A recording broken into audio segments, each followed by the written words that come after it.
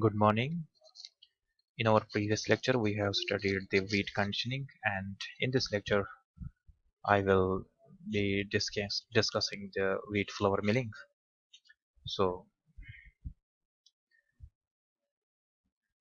wheat milling, the aim of wheat milling is suppose if it's a wheat grain, we have to remove bran, we have to remove germ, and then the inner portion, which is endosperm, we have to break that endosperm into powder so that we can make bread, cookies,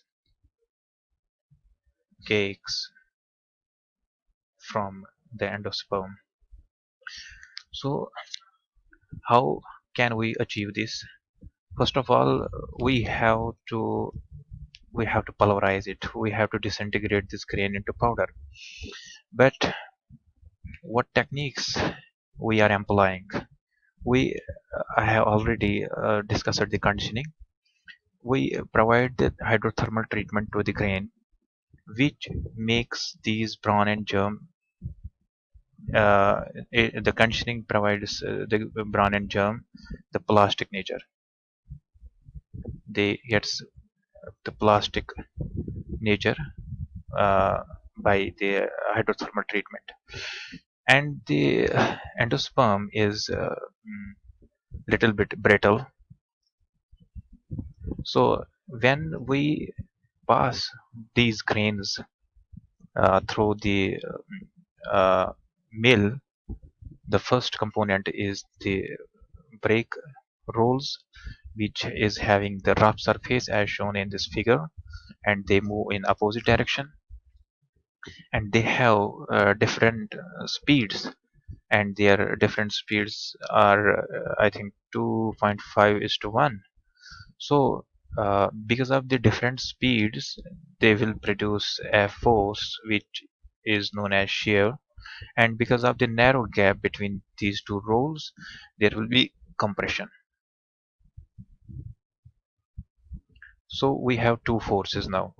We have the shear force and we have the compression force. Also, the rough surface will help to enhance the friction, and it will also help to tear the grain into coarse particles. So here, the brake in the brake rolls, we have uh, we have provided the shear, and this shear will help to remove the bran which is adhered to the grain. Suppose if it's a grain and the outer line is the bran. So in with the help of the conditioning, this layer has been loosened with the endosperm.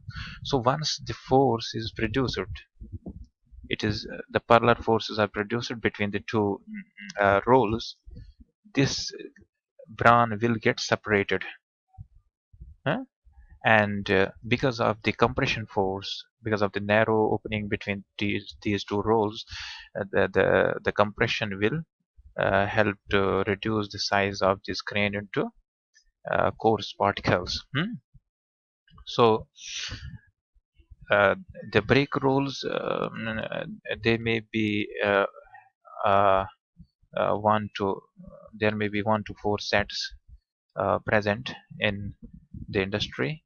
So we can say in brake rolls we are separating the germ and bran, and there may be some bran particles adhering to the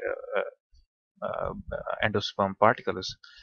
So they will be separated in the next steps. But this portion, this coarse particle portion, is known as middlings. These middlings are passed through the sieves, and these sieves help us to separate the germ bran from these middlings.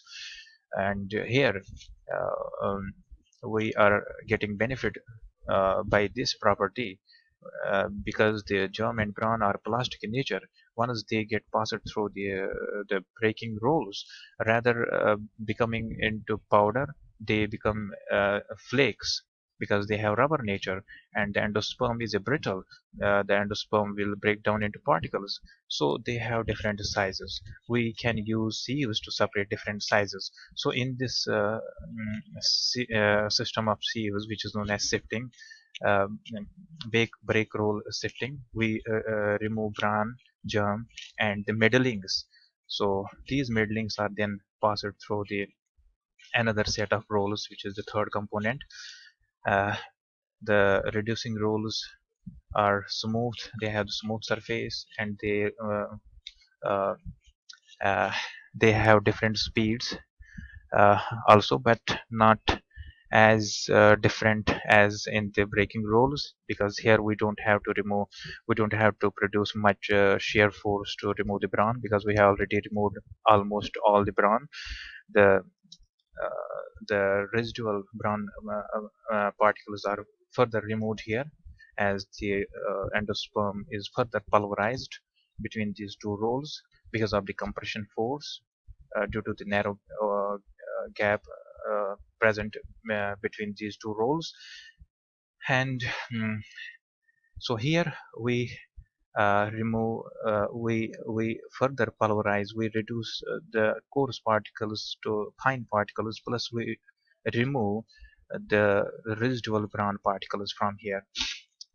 Again, we use the sieves here to separate the bran from the fine endosperm particles. Now we have the fine particles of the endosperm, which contains the protein and the starch. So now we need both of them, but uh, we can we separate the proteins from the this starch granules here by these sieves? Unfortunately, we cannot separate them because their sizes are very close, so we cannot separate them by using this sifting system. So here we get the flour, which is made up of the protein and the starch. So if we have to separate the protein and this starch from each other, we can use other unit operations to separate them. Uh, so this is actually the mechanism of the wheat flour milling. Uh, Hope you understood this. If you have any query, you can reach me through these uh, through email and phone number.